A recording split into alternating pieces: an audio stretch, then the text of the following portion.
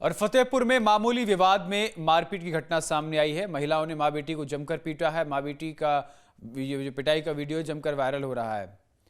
चलिए आगे बढ़ेंगे। जौनपुर के मिल्लत नगर में बाइक सवार 3 बदमाशों ने शादी समारोह के लिए आई बारात में शामिल युवक से 80,000 रुपए से भरा बैग झपट लिया और फिर फरार हो गए।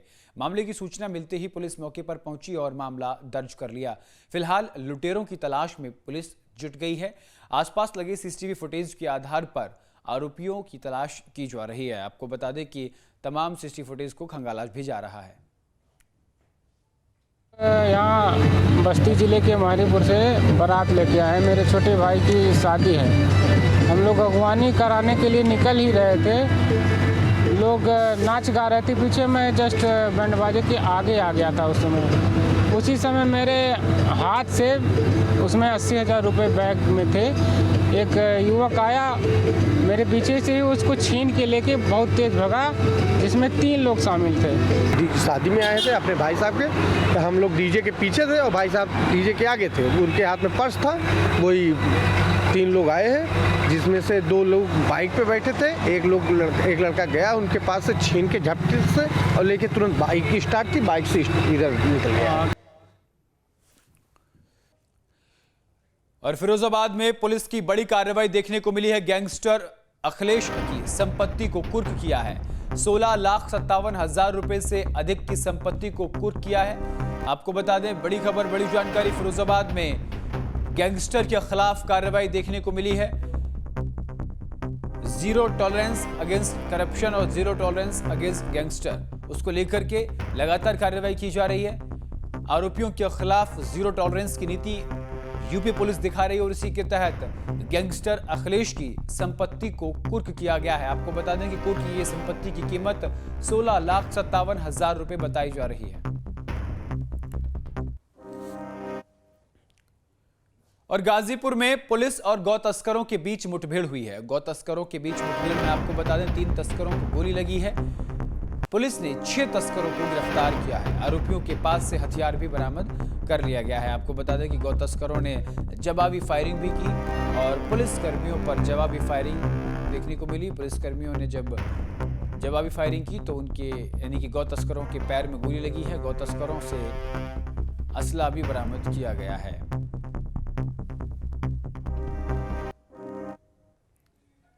और सूत्रों के हवाले से इस वक्त की बड़ी खबर आपको बता दें, दिल्ली अटैक के बाद एक्शन में है यूपी एटीएस। बड़ी खबर, बड़ी जानकारी आपको बता दें, एटीएस ने मदरसों के छात्रों और मौलवियों की रिपोर्ट मांगी है। सूत्रों के हवाले से खबर सामने आ रही है। आपको बता दें कि उत्तर प्रदेश में चल रहे तमाम मदरसों में जो मौलवी काम कर रहे हैं उनकी रिपोर्ट मांगी है। साथ के साथ जो छात्र वहां पर आ रहे हैं उनकी भी रिपोर्ट मांगी है। तो एटीएस ने मदरसों के छात्रों और मौलवियों की रिपोर्ट मांगी है। सूत्रों के हवाले से बड़ी खबर आपको बता दें, प्रयागराज, कौशाम्बी, फतेहपुर में मदरसों से रिपोर्ट मांगी गई है। आपको बता दें कि दिल्ली में हुए बम धमाके के बाद अब यूपी एटीएस एक्शन मोड में नजर आ रही है और इसी को लेकर के कार्रवाई भी देखने को मिल रही है। कानपुर, लखनऊ, लगातार एक के बाद एक शहर में बड़ी कार्रवाई जो है वहां देखने को मिल रही है। ज्यादातर जो तार हैं वो कानपुर और लखनऊ से जुड़े हुए बताए जा रहे हैं। इसी को मद्देनजर रखते हुए कौशाम्बी, कानपुर, लखनऊ, तमाम जगह जितने भी मदरसे चल रहे हैं सभी मदरसों में पढ़ाने वाले मौलवियों का डेटा मांगा गया है, उनकी रिपोर्ट मांगी गई है। सूत्रों के हवाले से खबर हम आपको बता रहे हैं। और दिल्ली ब्लास्ट मामले में आतंकियों को लेकर एक बड़ा खुलासा हुआ है। हरियाणा के धौज गांव में मदरसे में जाते थे आतंकी। ये बड़ी खबर, बड़ी जानकारी। यानी उत्तर प्रदेश के बाद हरियाणा में भी मदरसों के तार जुड़ते हुए नजर आ रहे हैं। मदरसों के तार आतंकियों से जुड़ते हुए नजर आ रहे हैं। सूत्रों के हवाले से खबर हम आपको बता रहे हैं। हरियाणा के धौज गांव में मदरसों में आतंकी जाते थे। सूत्रों के हवाले से खबर हम आपको बता रहे हैं। आतंकी मुजम्मिल ने मदरसे को फंडिंग की थी। अल फलाह यूनिवर्सिटी से 700 मीटर दूर है मस्जिद। ये बड़ी खबर हम आपको बता रहे हैं। अल फलाह यूनिवर्सिटी से 700 मीटर दूर स्थित मस्जिद को लेकर फंडिंग की खबर सामने आ रही है।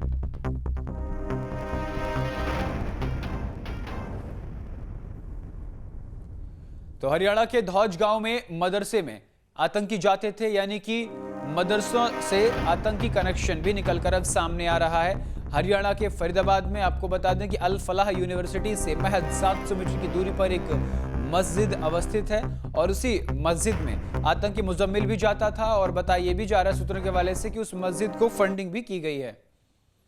और दिल्ली ब्लास्ट से जुड़ी एक और बड़ी खबर आपको बता दें, हमले से पहले पुलवामा अपने घर गया था डॉक्टर उमर। ये सूत्रों के हवाले से बड़ी खबर आपको बता रहे हैं। आतंकी उमर के पास 2 फोन थे, एक अपने भाई को दे दिया था।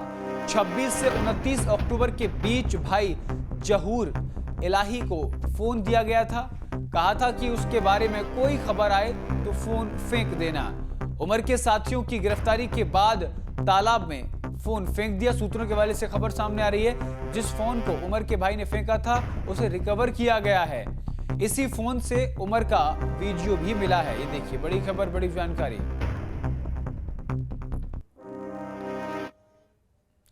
आगे बढ़ेगी खबरों में। दिल्ली ब्लास्ट केस में गिरफ्तार डॉक्टर शाहीन पर बड़ा खुलासा हुआ है। मानव बम तैयार कर रही थी डॉक्टर शाहीन। डॉक्टर शाहीन ने मानव बम बनाने के लिए विस्फोटक मंगवाया था। मुस्लिम महिलाओं को टारगेट करने का प्लान था। मामले की जांच अब यूपी एटीएस कर रही है। शाहीन के विदेश दौरे की भी जांच की जा रही है। तो बड़ी खबर, बड़ी जानकारी। डॉक्टर शाहीन ने मानव बम बनाने की तैयारी की थी, यानी कि पूरे देश में डॉक्टर शाहीन स्लीपर सेल बना रही थी और इसको लेकर के अब बड़ी खबर सामने, ये बड़ा खुलासा सामने आया है। डॉक्टर शाहीन के विदेशी दौरों का भी जांच होगी, क्योंकि डॉक्टर शाहीन जो है वो अब आतंक के डॉक्टर मानी जा रही है। दिल्ली धमाके के जांच में सुरक्षा एजेंसियों को अहम सुराग मिले हैं। सूत्रों के मुताबिक धमाके को अंजाम देने के लिए जिन मोबाइल फोन का इस्तेमाल और सिम कार्ड का इस्तेमाल हुआ था, उनमें कानपुर और नेपाल का कनेक्शन सामने आया है। नेपाल से 6 पुराने मोबाइल फोन खरीदे गए थे।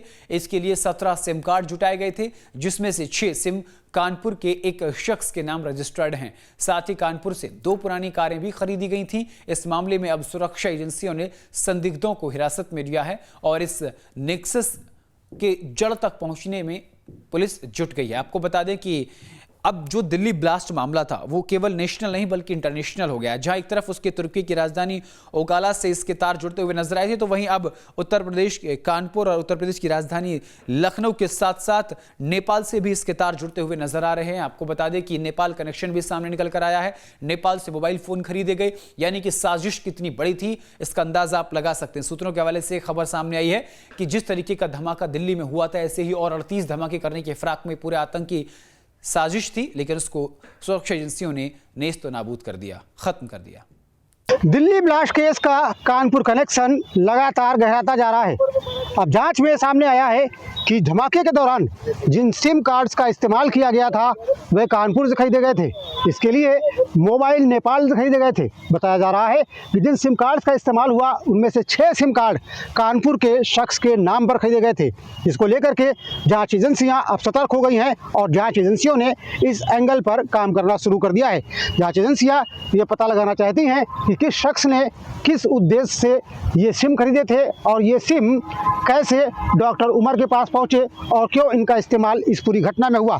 वहीं दूसरी तरफ यह भी कहा जा रहा है कि जिन मोबाइल्स का इस्तेमाल हुआ उनमें से कई मोबाइल नेपाल से खरीदे गए थे। इसके अलावा कानपुर से कारों का कनेक्शन भी निकल करके सामने आ रहा है। बताया जा रहा है कि धमाके में इस्तेमाल की गई 2 कारें कानपुर से खरीदी गई थी। 2 कारें कानपुर से खरीदे जाने की बात सामने आने के बाद जांच एजेंसियों ने 2 लोगों को हिरासत में लिया है। बताया जा रहा है कि दोनों लोग पुरानी कारों को बेचने और खरीदने का काम करते थे। इनसे लगातार पूछताछ की जा रही है। वहीं दूसरी तरफ बताया जा रहा है कि डॉक्टर शाहीन का भाई डॉक्टर परवेज, जिसे कि जांच एजेंसियों ने गिरफ्तार किया है, उसका भी कानपुर से गहरा ताल्लुक था। उसके 2 साले कानपुर में रह करके ठेकेदारी का काम करते थे। फिलहाल उनके बारे में भी कोई जानकारी नहीं मिल पा रही है। Shyam Tiwari, news state Kanpur. जहाँ भक्ति है हर शब्द में, कथाओं में छुपे हैं दिव्य रहस्य और ज्योतिष देता है जीवन को दिशा। धर्म से जुड़ी हर बातों को जानने के लिए हमारे चैनल स्तुति को सब्सक्राइब करें। चैनल पर जाने के लिए इस लिंक पर क्लिक करें।